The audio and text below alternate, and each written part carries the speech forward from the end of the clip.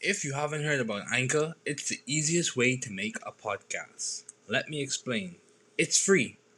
There's creation tools that allow you to record and edit your podcast right from your phone or computer. Anchor will distribute your podcast for you so it can be heard on Spotify, Apple Podcasts, and many more. You can make money from your podcast with no minimum listenership. It's everything you need to make a podcast in one place. Download the free Anchor app or go to anchor.fm to get started.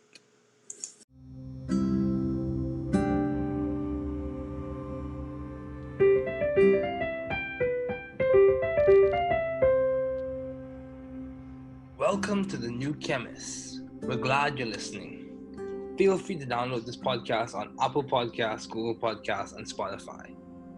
Here on the new Chemist, we discuss chemistry, which simply put is the science of change, as well as careers, community research, and COVID-19. We're happy you're tuning in. My guest this morning is Marcella Rolle. Thanks for joining me this morning. It is good to hear from you. Just briefly, I'll inform my audience about you. Marcella Rolle is the owner of Clear Minds Counseling, Consulting and Training, LLC, a telehealth counseling service. Additionally, she is an assistant professor in the mental health counseling department at the Philadelphia College of Osteopathic Medicine in Philadelphia, Pennsylvania. Marcella is a licensed therapist in the state of Georgia and a graduate of the University of West Georgia's professional counseling program. Moreover, Marcella is a doctoral candidate at Walden University, completing her dissertation research on microaggressions and academic strategy development among Black women enrolled in doctoral counselor education programs. Please welcome Marcella.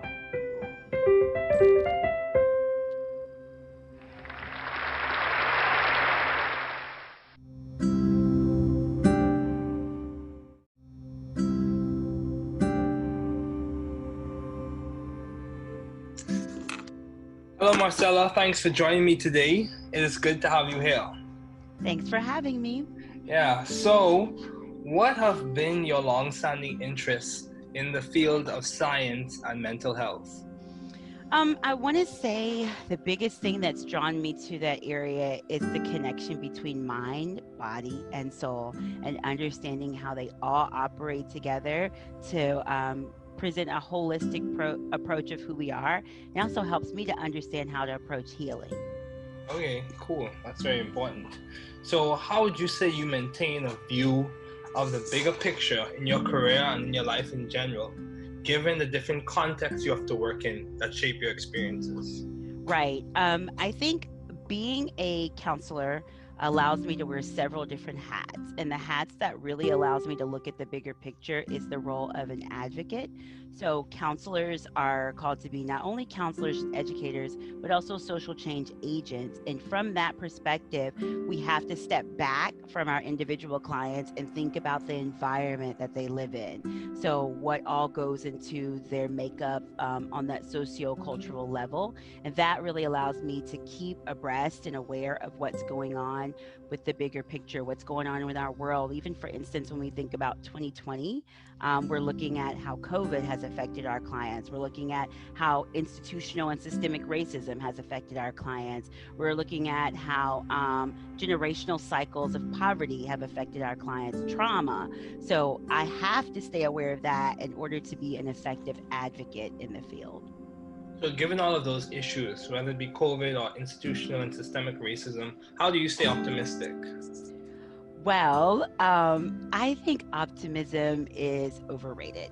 Okay. And I say that because I settle into realism. And even when the way I approach therapy is very much a realistic approach, because we are all, well, I believe that we should all adopt a nice balance of what's going on in the world as far as maybe what we would perceive as the negative side, as well as the things that are always the positive side, because then we can balance into what's really happening. And then we don't panic when things like this happen. I think if I were a forever optimist, this would be messing me up right now. All of this that's going on in the world would be messing me up because I've seen it and how it affects my clients.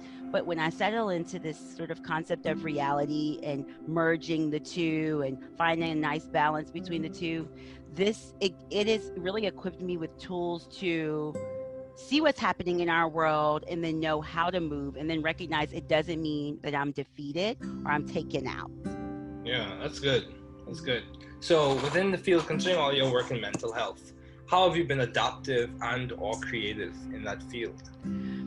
I think for me, I've really tried to figure out what is the gap. So what's missing in the literature. And even as I was listening to a lot of your other guests, they talk about when they were writing their dissertations or when they were figuring out what field of study they want to go in, they were like, well, what are people not talking about? What's missing? What can I add to? And for me, that has been really understanding what it means to be culturally competent in rural America. I think in the grand scheme of things, and when you look at the bigger cities, you look at Chicago and Atlanta, and you look at New York and LA, everybody has sort of this framework for cultural competence. And in many ways, it means everybody believing and looking almost the same way. And because I've been I lived in the South my entire life, and particularly in the rural areas of the South, what I believe that I'm doing that's unique is really capturing their lived experience, the lived experience of rural people, whether they're white, Black, Latin, or Asian, really trying to understand what does it mean to be culturally competent in an area that doesn't get all the resources as the bigger areas. And then what I'm doing is trying to then put that into the form of writing articles, put that into the form of interviewing and listening to the voices, and then incorporating that into how I approach counseling. Wow, that's very good. That's very good. Cultural competence is very important. So, how have you sought or found the right environment for you to thrive intellectually and scientifically while valuing differences in culture and expertise? Yeah, that's been a difficult one. I want to say that's probably been the hardest thing for me to do, because I didn't come into an appreciation of my environment until maybe about 3 or 4 years ago. I just feel like I've been sort of fighting against a lot of things forever because, I'm Black, I'm a woman, I'm a Christian, I'm in the South. All of those things to me felt like barriers. And in the recent years, I've been able to see, no, they are what make me uniquely me. So the reason, or, my method for really recognizing that is really connecting myself with people that have experiences outside of mine, and also incorporating them into my conversation and not being so closed off into, well, this is all I know. I don't know anything else. I'm not interested in anything else, and really going out there. So going to conferences, reading current literature, writing about things, engaging, having these types of conversations. That's been really helpful in me recognizing, first of all, there's more than me in the world, and I can appreciate all the little aspects of just being me. And then I can use those same steps to show my client how to get to that level of appreciation for him or her as well. Well, that's very good. And, I agree with that in a lot of ways because, even though people may have different perspectives or different views in the world, I think a good conversation or starting a dialogue is a pathway for you being able to work along with that person to achieve some goal or improve some situation. Yeah. So, I completely agree with that. So you mentioned balance between optimism and realism. So how do you maintain a balanced life within the scope of complete health, given all your responsibilities and accomplishments? Well, maybe you can add some tips and tricks to that. You know what? I really thought I had that thing laid out, down packed, because I'm a scheduler, right? So I put everything into my little Google Calendar, including my self-care time. I'm like, okay, it's time to take a break. But what happens is life keeps going on, right? Things keep getting added to your plate. People keep calling you and asking you to do things, and you have to adjust. So I maintain balance by making sure I have the tools that I need to adjust to the changing environments, to my changing job roles, to the changes in my family, because it's constantly something happening. And just when I feel like, okay, I have a great plan for balance and self care, something new happens. So being able to adapt to situations and adjust in different environments and in the face of change, that has been helpful in helping me to understand and to embrace balance in my life.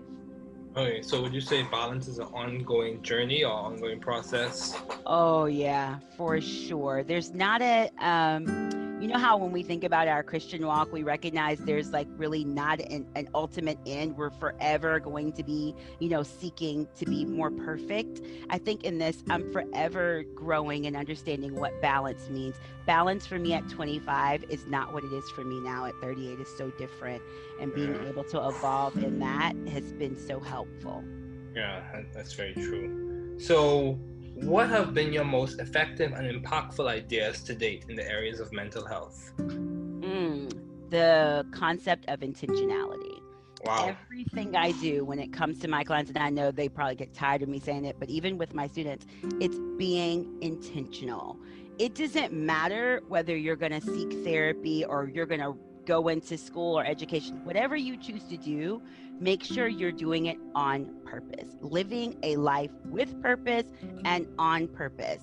I believe that in our world today, we can get so caught up in the image of what we should be, the image of where we should have gone, what society says about what we should be choosing and what we should be doing, that then we start to make choices that are based on society and not our intentional purpose. But when we really get in tune with who we are, then we can be intentional about our decisions, intentional about how we have relationships with others, intentional about deciding that we're going to seek counseling or go to school or pursue this profession and not just something thrust upon us. So I think at the very core of who I am and what I present and what I do is intentionality. Yeah, that's good. Yeah, I went to a school previously, Taylor University, and one of the things they spoke about was intentional community. And for me, everyone has their own perspective on what it means to be intentional. But for me, it was showing, simple actions of care and concern to people Yeah. throughout the day, just letting people know. And they also talk about this idea of the ministry or service of presence, Yes. just being there for people. Yeah. So yeah, that's very important. And if I could just add this one part, and I say this all the time, and I think it's kind of hard for some people to grasp, is if we just lived our life based on what our internal desires were, we would overeat, right? We would not wake up to go to work. We would do more play and less work. But this concept and this push towards intentionality means that you do have to sometimes redirect your brain, redirect your internal desires, and recognize that things being birthed from you internally is not always the best way. Sometimes you have to do it because it is right. You have to do it because it's going to get you on the track. So you have to do it whether you're excited about doing it or not. And that's intentional living. That's living on purpose, and that's living with purpose. Oh, that's very good. So, how have you been so successful as a student in the field? How have you been so successful? You have your own counseling company. You're a professor at PCOM. You know what? Success is so subjective, right? But I would say that I've gotten to where I am because I wanted to. Okay. Every day I wake up and I'm like, this is what I want to do. And how do I get there? That and living a surrendered life, trying to not make sure that I'm not so caught up and stuck on my own, well, I want to do it this way. This is what I want it to look like. And really recognizing that God truly does have a plan for me. And, the Bible, I believe in the Bible where it says, if we seek him with all of our heart and we give our desires to him, he will truly give us the desires of our heart. And so I wanted to do certain things. I presented it to God, and he's presented back to me a plan that's led to such amazing accolades and the ability to work for myself in many areas. That's kind of how I think I got here. Yeah, that's good. That is very good. That's very good. So how have you maintained vision and teamwork in your environment? hmm Teamwork is a trickier one for me. I I guess when I sit in job interviews, they always say, um, what are your weaknesses? And my weaknesses is probably teamwork because I'm such an independent worker and I like to kind of go into things in leadership role. But I've maintained teamwork when it is true collaboration. Okay. Right.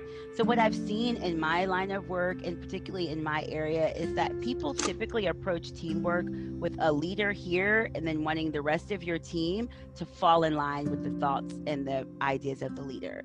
And that's not teamwork.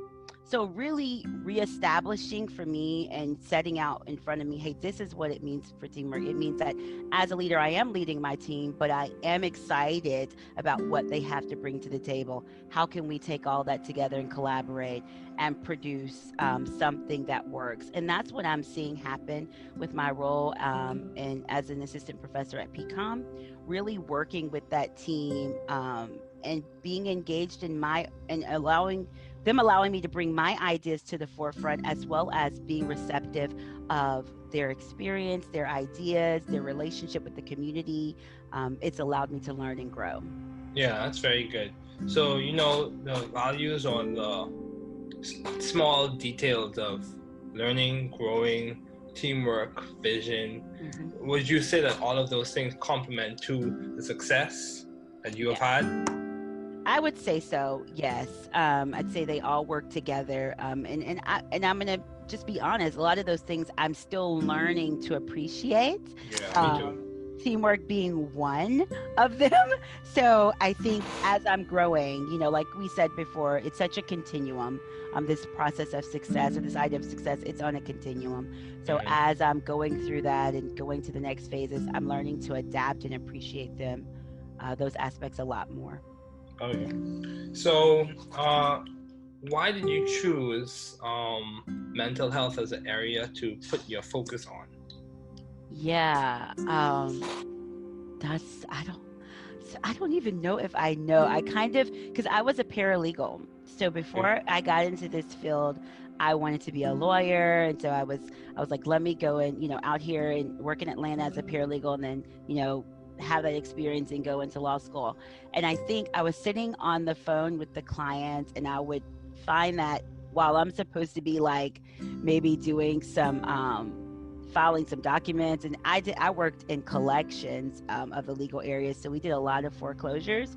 So there was a lot of spaces where I had to take things from them, and I would find that I'm sitting here um, kind of helping them with their life plan and leading them back to sort of a balance in their life. And I wasn't necessarily doing my job, but I was doing a job that I was eventually going to be doing. So Mhm. that was a push to that, and I ended up starting graduate school while a paralegal.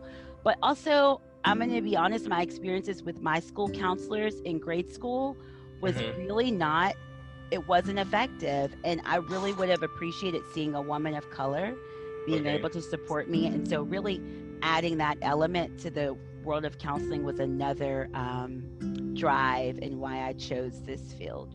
Yeah, representation is important, especially in areas uh, where especially in areas such as schools and universities and stuff like Yeah. that. hmm So, why did you choose counselor education and supervision as a field to do your doctoral studies in? Yeah. So, when you finish with your master's degree in counseling, you can do several things. You can get an EDD, and that's going to be more, or you can get a PsyD, so a doctorate in psychology, and that's sort of more the practical area. You can get an EDD where you focus more on education, and then you can go after a PhD when you're focusing more on research. And I wanted to be able to add research to my belt, but I also wanted to be able to teach on the collegiate level. And so in the counseling world, counselor education and supervision is that's the option for that. So that was the reason why I did that, was because I really wanted to do a path of research as well as get myself prepared to teach on the collegiate level. And I want to say that this has been one of the greatest experiences of my life. Really broadened my perspective of what it means to be in academia, what it means to be an educator, and even has made me a better counselor just by research is I tell you, I think it's so many people are so afraid of it, but what it really does is it challenges your basic concepts of life, and it really has challenged how I view counseling, how I view cultural awareness, and I think overall it's made me a better person. Oh yeah, I do agree. Research does play a large role, even in my daily experiences, and of course, it will play a large role in graduate school. It will. Yeah, Yes, it will. it will play a large role in graduate school. So, do you have any advice to those wanting to pursue the field you are currently studying in and working in? Yeah. Yes. What I wish someone had told me, I think, going into it is one, make sure this is really what you want to do. It's so funny. I think one of your last guests said this, and I was sitting there like, yes, you have to make sure, because this is a 5-year journey, just the doc part of it, just the doctoral part of it. And you have to be committed, because at the end of this, you want somebody to call you an expert. So yes, one, making sure this is really what you want to do. Two, recognizing that if you don't, it's not going to make you less of a person. There are still avenues to get to teaching. There are still avenues to get to professional development without that. So realizing that you don't just want to choose this for the letters. You really need to, because, oh my goodness, David, you would be surprised how many people just think this is going to be, I'm going to get my letters and I'm good. No, like this, you got to really want to do this because you're giving up so many aspects of your life. And then plan accordingly. Communicate with your support system. Make sure you have a support system and let them know, hey, these are the things I'm going to need from you as I go on this journey. This is what's going to be happening to me. And make sure you have your plan for self-care. And then read the material. Oh my goodness, I cannot stress enough how important it is. I know it's a lot of reading, but read it. Read it, because when you write, your professors can tell if you know what you're talking about. That's true. Just read the material so that you can present a well-balanced thought process of how you came to what you came to. And this is my last thing. Don't be offended with the criticism. Be willing and ready to take constructive feedback, because you just have to recognize you don't know what you're doing when you get into this journey. You don't, and your professors have already done this. They know how to write better than you. They know how to research better than you. Take that feedback, and not as a personal attack, but as a place to grow. And that was probably the hardest for me. It took me a year to really lay aside my ego and embrace the journey. Yeah, that's very important. Like I completely agree with the point you said, that you have to be willing to take constructive criticism. Because even if you think of an analogy would be like I grew up in the Bahamas, so agriculture played a large role. And one of the things that was required in order for you to have a productive garden or field, you had to break up the ground. You had to basically rip it apart. Yeah. Oh yeah. So you break up. That's an apt analogy. Yeah. So in order for you to be productive, sometimes it requires a little bit of breaking up. Yes. A little bit of deconstruction in order for reconstruction or harvest or benefit to come about. Yeah. So, what is some of the most beneficial advice you have received? Oh my goodness. Okay, I'm going to tell you what someone told me a few years ago, because I am a person that likes to go into a room and almost like when I am working, see the change. And somebody said to me years ago, you may not even be the person to plant the seed. You may just be the person to prepare the ground, which means you may not see the change that comes as a result of the work you do, but don't stop doing the work. Yeah. And that, it's been a hard lesson for me to learn. I have to remind myself daily, because I put my heart and soul into everything that I do. And so I want to see my clients grow in the moment. You know, I want to see my students grow in the moment. But sometimes my only role is to prepare the ground for the next person that's going to plant the seed, for the next person that's going to water it. And so I may not see that change, but still show up and do the work. So Yeah. that's what I try to do.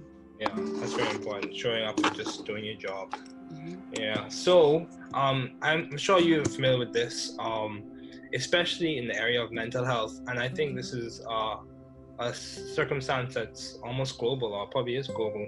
Why do you think there's so much of a stigma with mental health? Why do you think that stigma occurs or is present in issues of mental health or discussions of mental health? It's almost, people are almost hesitant to discuss it. Why do you think that's the case? Well, if we go back to the history of mental health, particularly, and I'm gonna say this, particularly with people of color and women, um, psychologists and even early counselors use the space of mental health to apply labels. So that's where you see a lot of your diagnostics. So women, particularly, there's so many stories about women who would have what we diagnosed then as hysteria. And then so they would go in and do these lobotomies and call themselves fixing them, because as opposed to sort of getting to know the cultural experience of a woman, or in some situations the cultural experience of people of color, we put a label on them, we medicated them, and then we often we institutionalize them. Yeah. And so because counseling and mental health therapy in general still has such a rich history steeped in unethical ways of diagnosing and counseling people still view it like that initially. So that's still on the part of the helping professionals like myself to remind you, hey, we're not doing it like that anymore. You can go to some counseling spaces and they don't even diagnose. As a matter of fact, with Clear Minds, I don't diagnose for those very reasons. I will recommend somebody for you if you need it, but I really try to make it a safe place of talking. So that's one. Two, I think people really lack knowledge in what it actually means to seek therapy. So mental health counseling, which is very different from some of psychologies and some psychiatries, is based on the wellness model, meaning that we encourage clients to come to us without a problem. So you don't have to be broken to seek it. But when you think about psychiatry, or you think about psychology, or if you just think about going to the doctor, you don't show up there until something's wrong. So then there's this stigma attached to it that something has to be wrong with you to be seeking counseling. But if we put the education out there and let people know, hey, we operate from the wellness model, we operate like a dentist.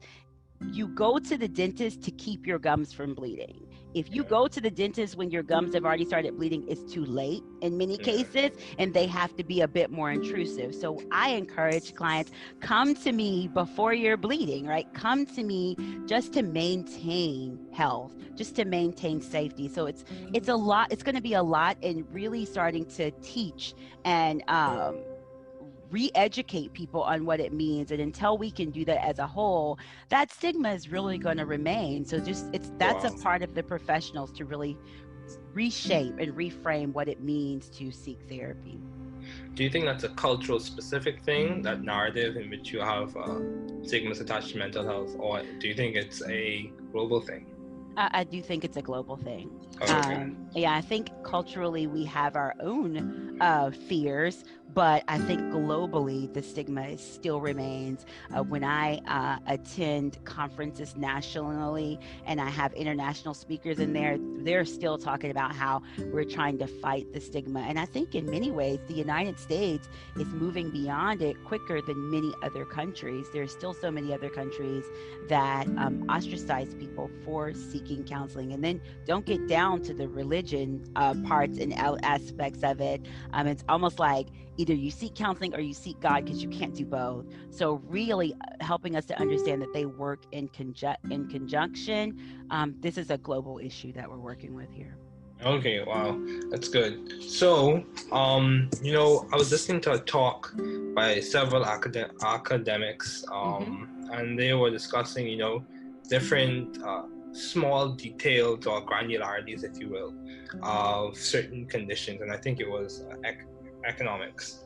However, I think that term can be applied in the context of success in mental health. what would you say are the small details? Because it's not the huge, big features, but it's the small little day-to-day changes or day-to-day practices that complement to having success in mental health. What would you say are those things?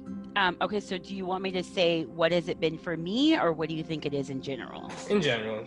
Okay, so in general, I think some of those small things are authenticity as a counselor, making sure, because a lot of people, and I don't even know if you've noticed this, David, a lot of people struggle with getting to know who they are first.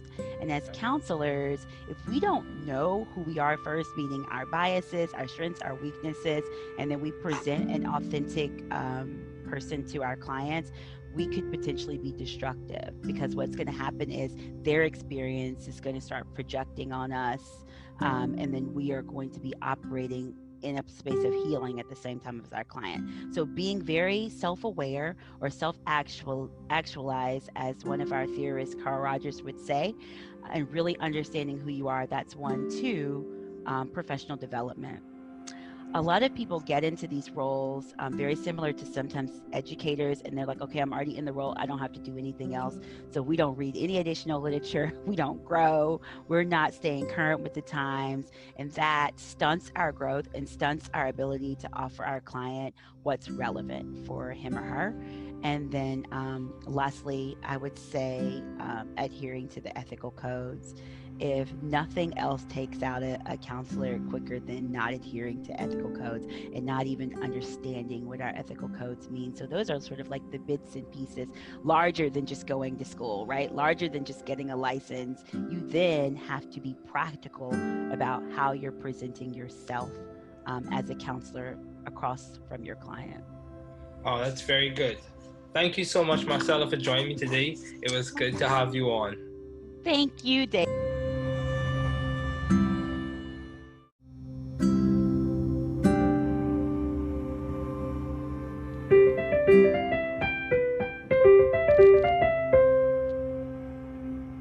Thanks for listening.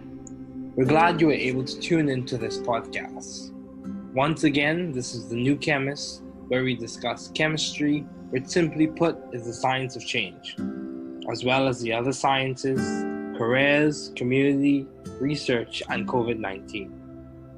Thanks again for listening. Note, the views on this podcast represent those of my guests and I.